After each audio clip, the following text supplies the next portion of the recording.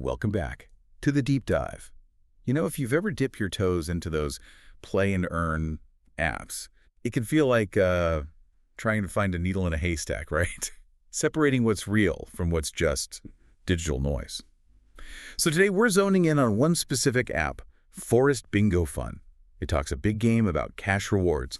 We're digging into a review from the YouTube channel X Guide to see what's really going on.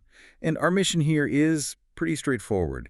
Figure out if Forest Bingo Fun is a legit way for you to make a bit of extra cash, or if it's just, another app designed to grab your time. Basically, we want to save you the download and the headache. Yeah, and we can probably cut to the chase on the main finding right away. The game itself, it works. You can download it, play bingo, rack up coins or tokens, no problem there.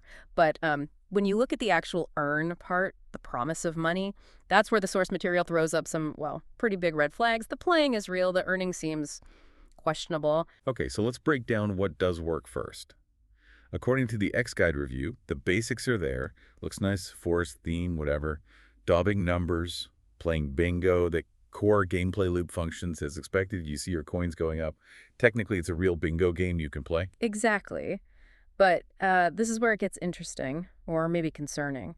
When the reviewer trying to actually look into withdrawing real money, well, that's where the whole thing seems to fall apart. What's really striking is that the source found basically zero credible evidence that anyone has actually managed to cash out successfully. Like, none. Hold on, but if you're accumulating tokens, maybe there's just a really high minimum payout. Could the reviewer just not have played enough to hit that threshold yet? That's a fair question, and that's precisely what the review dug into. It's not just about a high minimum, though that is part of it. The amount needed for even the first potential withdrawal was described as, astronomical. But it's more than that. There's friction built in. To even see the withdrawal screen sometimes, the review noted you had to watch a certain number of ads first.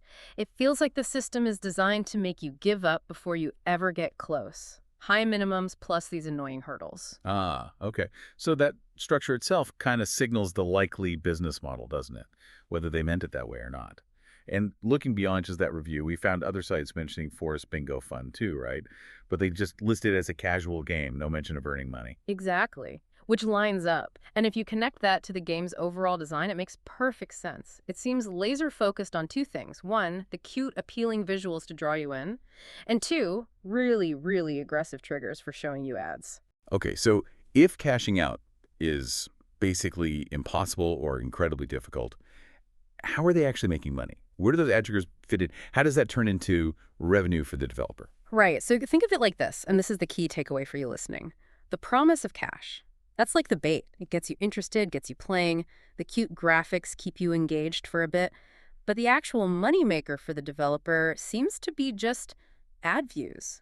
Pure and simple. The reviewer pointed out ads pop up constantly, not just between rounds, but sometimes if you, say, don't want to buy a power-up, or even when you try to claim some bonus coins. So they're monetizing your playtime and even monetizing you saying no to spending money in the app itself. Which, if you think about it, means the whole system is kind of set up against paying players out. If they actually paid significant amounts, the ad revenue probably wouldn't cover it. So the finding that withdrawals are non-existent or extremely unreliable, that fits perfectly with a business model focused entirely on maximizing how many ads you watch. That really clarifies things. So the practical advice for you, based on this source, is pretty clear. You download Forest Bingo Fun, go into it expecting just a game. If you like bingo, maybe it's fun for a bit. But don't expect it to be a source of income. Treat it purely as entertainment, not a side gig. Absolutely. And this whole situation really brings up a bigger point, doesn't it? It goes beyond just this one app. With so many of these play and earn games flooding the app stores, the really valuable skill is figuring out, maybe even before you download, what the app's true purpose is. Is it genuinely built to reward players, or is its core design just about harvesting ad views from people hoping to earn? Learning to spot that difference, that's something really useful to take away from this.